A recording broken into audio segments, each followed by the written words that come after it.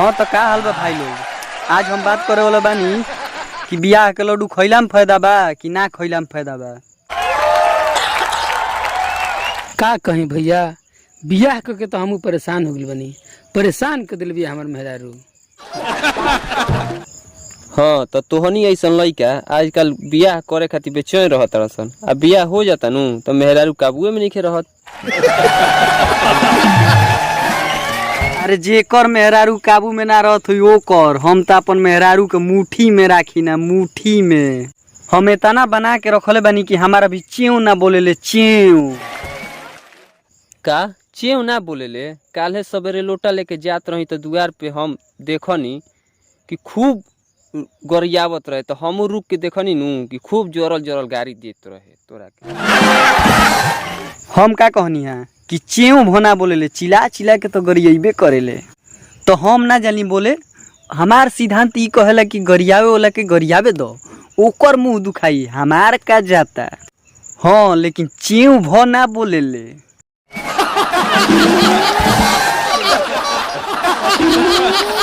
तोर मेहरारू तो गरियाबे करेले, हमार मेहरारू गरियावत गरियावत हाथा बाई पर उतर जाले। तो हमारा के उतना बर्दाश्त करे वाला आदमी मत बुझियो।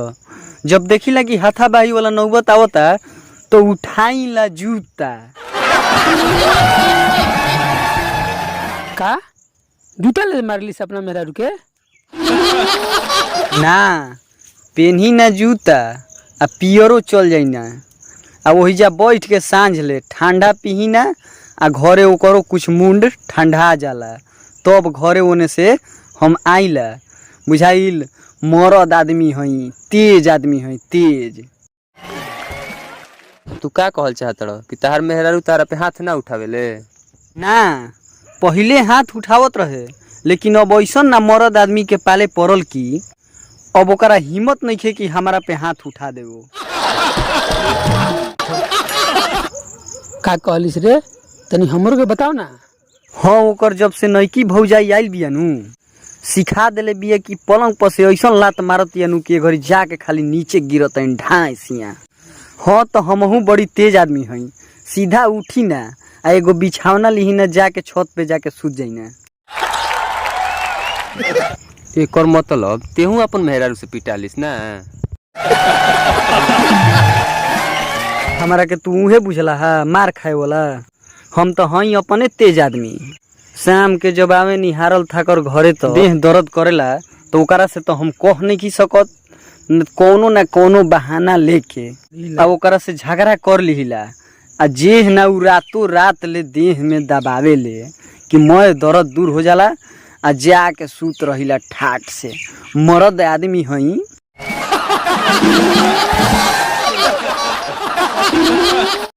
हाँ लेकिन एगो बात बा, हमारा माई बाबू के बड़ा सेवा कइल चाहेले। हाँ बड़ा सेवा करेले कि मार के दोनों जना के गोड़ तोड़ देले बिया कि 10 दिन ले खटिया धइले बा लोग। माने अब तोहरा कुछ ना बुझाला, नीमन आदमी के कैसे सेवा होई। आ ऊ बेचारी के श्रद्धा लागेला कि तनी हमहू सास ससुर के सेवा करती, तो यही से मार के गोड़ तोड़ देलसिया कि खटिया धली लोग, तो हमरो जवन सेवा करे के मौका बा उ मिल जाई और श्रद्धा हमार पूरा हो जाई।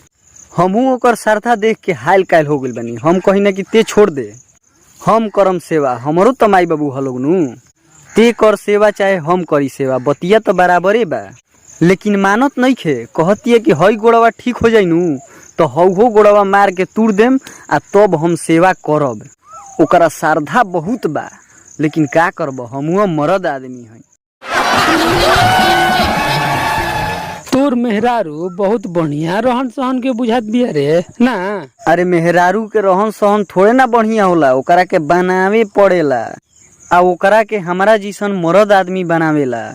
आ अब देखो तड़ कि नया नया मेहरारू के 4 दिन अइला नहीं खे होत कि कान तो मोबाइल रहता, लेकिन आज ले हमारा मेहरारू के मोबाइल से बतियावत देखले बड़ा कनहू।